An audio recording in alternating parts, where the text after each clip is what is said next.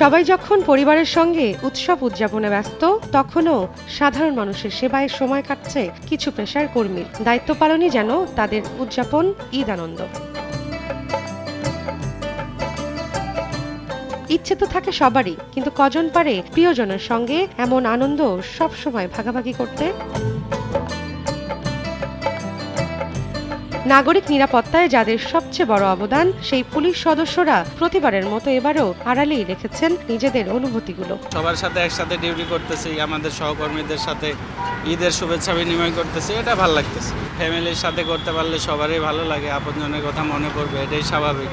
কিন্তু এটা যেহেতু আমাদের দায়িত্বের কারণেই আমাদের দায়িত্ববোধ থেকেই আমাদের কাজগুলো করতে হচ্ছে, ডিউটি করতে হচ্ছে। তো যাই হোক, আমাদের এই কষ্টের কারণে মানুষজন ভালোভাবে ঈদ উদযাপন করতে পারতেছে, এটা আমাদের ভালো লাগতেছে। আত্মীয় স্বজন আছে, বাবা মা আছে, ভাই বোন আছে।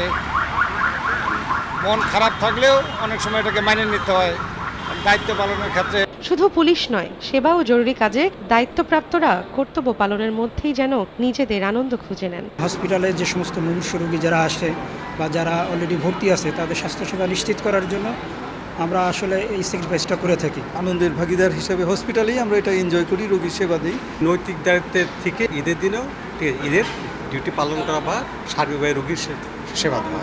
সেবা প্রত্যাশীরাও এ সময়ে সেবা পেয়ে জানান স্বস্তির কথা। ডাক্তার পাইছি, নার্স পাইছি। ভেবেছিলাম যে পাবো না, সেবা পেয়েছি, আলহামদুলিল্লাহ।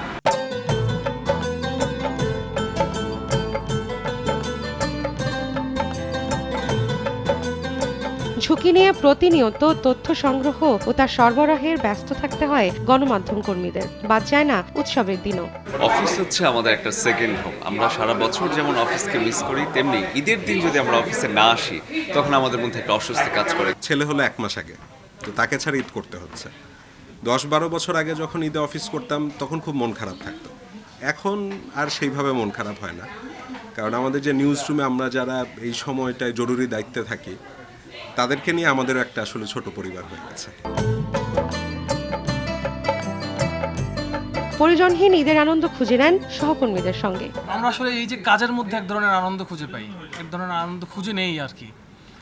সহকর্মীদের সঙ্গে ঈদের শুভেচ্ছা বিনিময়, সালামি আদান প্রদান অফিসে, এটাই হচ্ছে আমাদের ঈদ।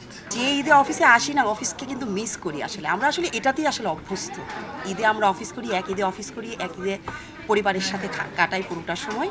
আসলে অফিসের মাধ্যমেই, অফিসের কাজের মাধ্যমে আসলে আমরা ঈদের আনন্দ খুঁজে পাই। আস্তে আস্তে সময়ের সাথে আমরা এগুলিকে আসলে ইউজ টু হয়ে গেছি।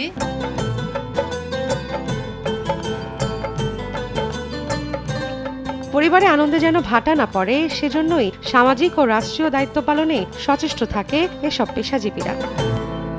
এমন দায়িত্বের বোঝা মাথায় নিয়ে যারা কর্মস্থলে নিবেদিত প্রাণ, যারা দেশ ও দশের খুশির জন্য বিলিয়ে দেন নিজের আনন্দময় সময়, তারাই আসলে এগিয়ে নেন দেশ ও সমাজ।